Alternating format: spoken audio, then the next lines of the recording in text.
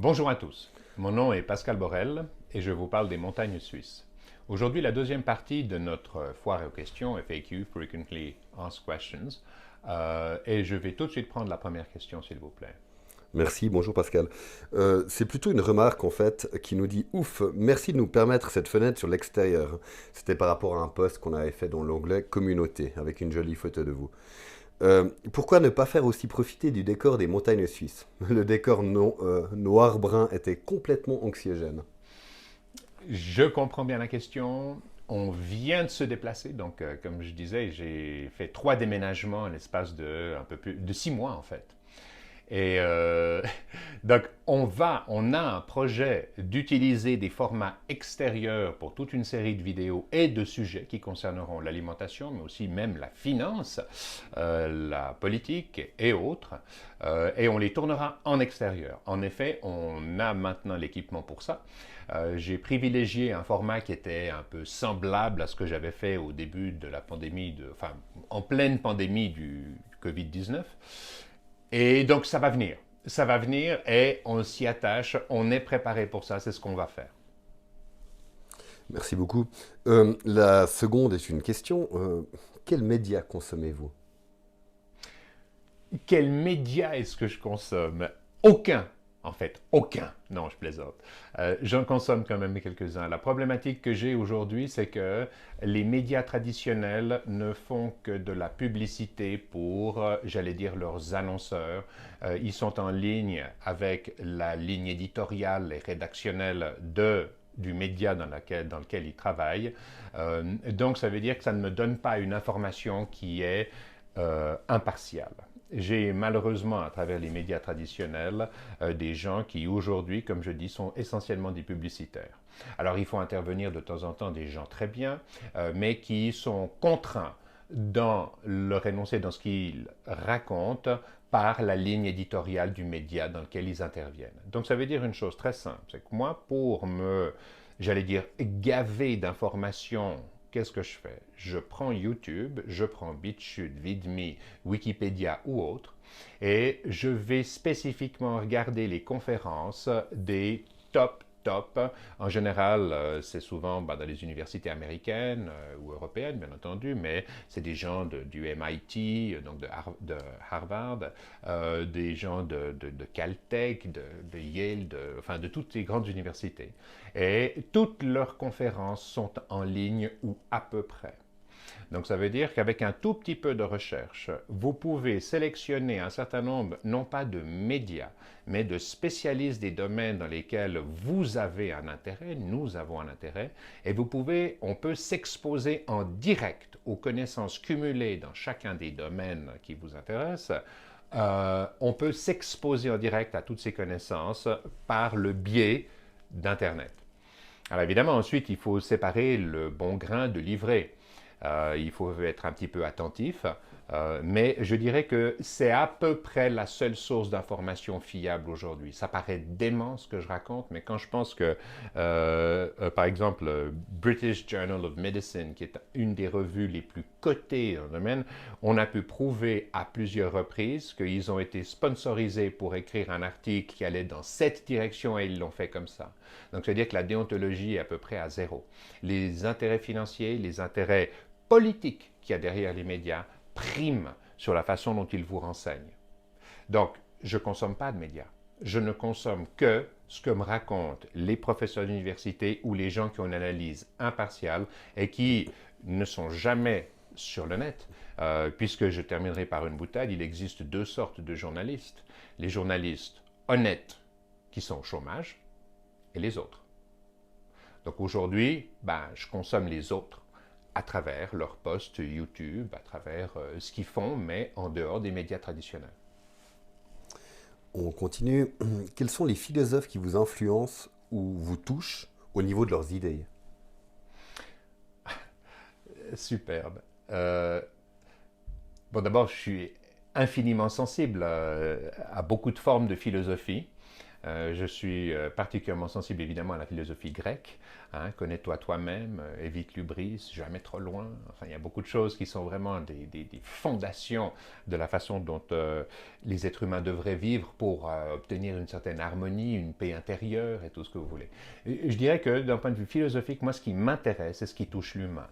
C'est ce qui amène à un comportement et à une qualité de vie.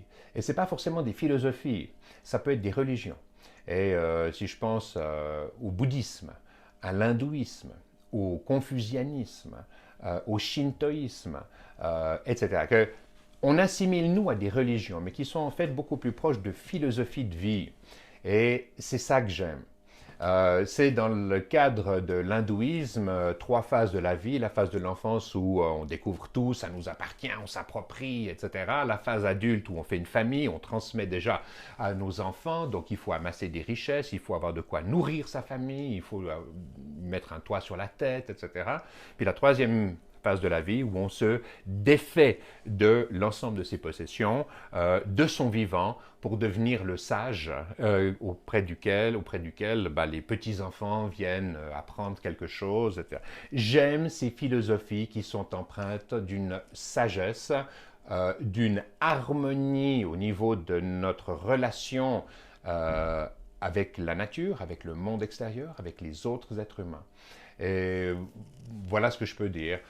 Je suis très sensible à des Dostoïevski, Tolstoï, Nietzsche, à beaucoup d'autres, bien entendu, mais toujours liés à notre relation en harmonie les uns avec les autres et avec notre mère la Terre.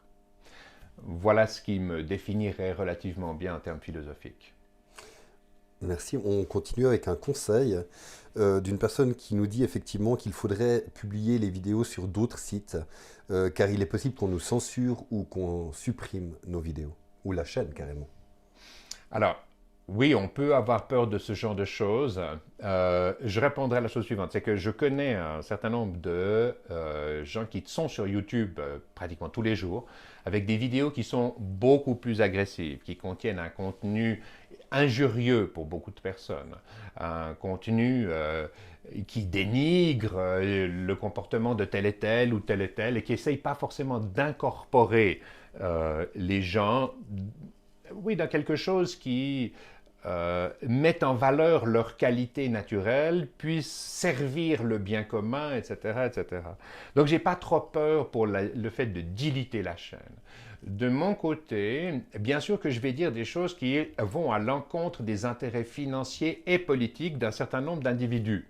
C'est une évidence. Quand je parle de santé, quand je parle d'alimentation, quand je parle d'éducation, quand je parle d'énergie, quand je parle de politique financière, bien entendu, je vais aller à l'encontre des intérêts de personnes qui sont impliquées dans chacun de ces secteurs. Oui, mais je n'insulte personne. Je ne suis pas en train de les dénigrer. Je dis que ce n'est pas parce qu'ils fonctionnent bien aujourd'hui que leur travail n'est pas perfectible, qu'on ne peut pas améliorer ce qui est dans l'intérêt non seulement du groupe que nous formons en tant que communauté humaine sur cette planète, mais dans l'intérêt tout simplement de l'harmonie qui existe entre nous. Donc, est-ce que je dois prévoir un staff juridique? Oui, si je dérange trop les intérêts financiers des personnes qui sont derrière l'attaque juridique que je subirai. Oui, ça va arriver, certainement. Tant est que les gens voudront faire de l'argent sur le dos de mes idées ou de mon analyse de la situation. Mais vous ne me verrez, je pense, jamais injurier, dénigrer, délaisser une partie des, entre guillemets, plus démunis sur le bord de la route. Non! La force de la Suisse, c'est d'intégrer les gens à l'intérieur d'un système économique et social. Eh bien, je pense qu'on peut faire quelque chose comme ça à une échelle beaucoup plus large. Donc, est-ce que je me ferai attaquer d'un point de vue juridique pour ma bienveillance, entre guillemets, quant à essayer de mettre en place quelque chose qui va dans l'intérêt du plus grand nombre? Peut-être. Et ce sera l'occasion de juger de la qualité des structures étatiques, juridiques, gouvernementales et autres qui nous entourent. Parce que si, par rapport à l'honnêteté que j'ai dans le cadre de mon analyse, je me fais attaquer, ah ben c'est un signe supplémentaire qu'il faut changer 2-3 choses. Extraordinaire, surtout que ça rejoint la prochaine question qui nous demandait si on avait un staff juridique justement.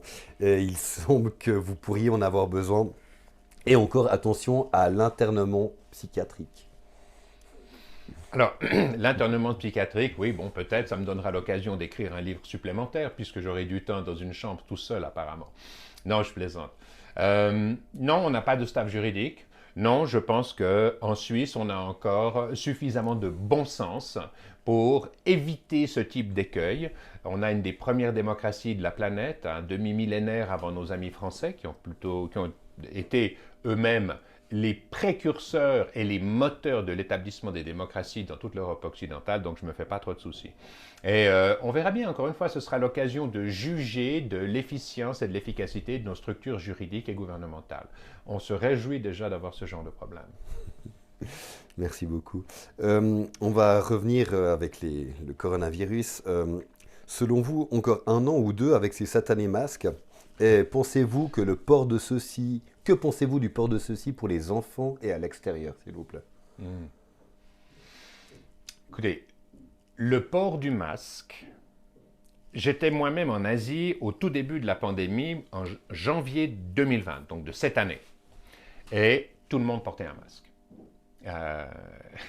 Tous les gens qui allaient déjeuner dans les hôtels dans lesquels j'étais portaient un masque à part pour s'alimenter.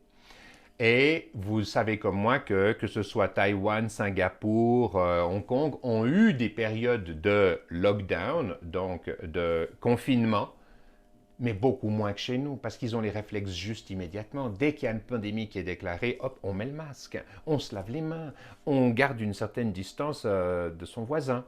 Et on réduit l'impact de la pandémie d'un facteur X. Donc, les enfants sont des foyers de contamination, tant est qu'ils sont dans la même classe d'école, de cours, à 20, des fois plus, confinés pendant 1 heure complète. Donc, à mon avis, porter un masque pendant quelque temps est une moindre mesure. Il faut le faire. Et maintenant, est-ce que c'est utilisé, parce que finalement la question, elle est plutôt, est-ce que c'est utilisé pour nous manger un peu plus nos libertés? Est-ce que c'est utilisé pour faire en sorte qu'on ne puisse pas se voir dans la totalité, donc apprécier de l'état d'esprit de l'autre par rapport à son body language, la façon dont il fait? Donc ça crée une sorte de barrière supplémentaire. Et on dit diviser pour mieux régner. Et je crois qu'il faut retomber sur ce type d'adage et de proverbe. Il est évident que pour un gouvernement, pour des gouvernements occidentaux, le fait de nous imposer le masque, le fait de nous empêcher de sortir, etc., leur permet de préparer tout leur agenda politique, leur agenda financier. Aujourd'hui, les monnaies sont surévaluées d'au minimum 50%, tout le monde le sait. Enfin, tous les gens qui ont une analyse un peu décente, j'allais dire de l'état financier de la planète, s'en rendent parfaitement bien compte. Mais en vous muselant, ça leur permet de continuer à poursuivre avec cet agenda. Donc, par rapport aux enfants à l'extérieur, encore une fois, quand ils sont tous serrés dans une cour de récréation à 200 gamins, le port du masque à l'extérieur, quelque part, se justifie presque. S'il y a un espace suffisant que cette... voilà. Donc, quelque part, qu'est-ce que vous voulez que je vous dise? Oui, c'est une privation de liberté, mais dans un premier temps, c'est une moindre mesure. Et au moment où les souches moins symptomatiques du SARS-CoV-2 seront véritablement celles qui dominent l'épidémie, on pourra revenir en arrière, d'autant plus qu'on a les traitements antiviraux, et comme je le disais déjà, pour bon nombre de médecins, ça fait des mois qu'ils n'ont pas perdu un patient. Des mois. Et ça, grâce aux traitements antiviraux dont on a parlé dans d'autres vidéos. Donc, moi, je pense que, encore une fois, le fait de se laver les mains, le masque, c'est une moindre mesure. Acceptez-le pendant encore quelques temps. Et quand on aura réduit le nombre de cas encore d'un facteur 2 ou 3 d'ici, allez vraisemblablement avril, mai, voire juin prochain, mais c'est comme l'épidémie de 1918-1919, elle va s'éteindre d'elle-même. Et ça arrivera vraisemblablement dans le cours de l'année prochaine. Voilà.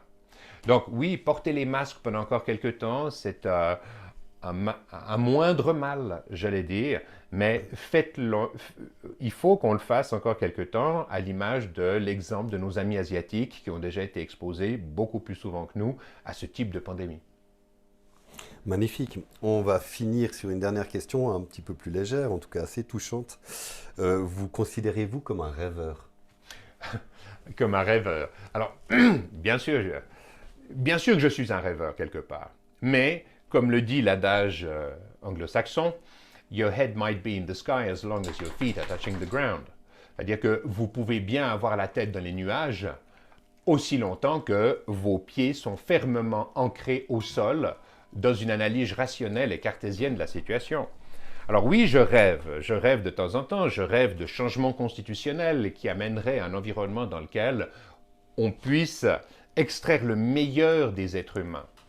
Oui, je rêve d'amendements au niveau du cadre légal qui, pour le décomplexifier, j'allais dire pour enlever sa complexité, une partie de la complexité qui le rend obsolète et non pas inutile, mais non opérant au sein de nos sociétés à l'heure actuelle et en plus beaucoup trop cher à maintenir et à mettre en place.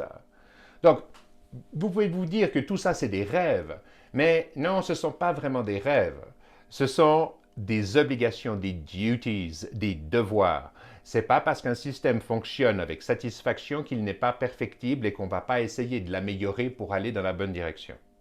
Donc, oui, je suis un rêveur, mais en fait, pas du tout.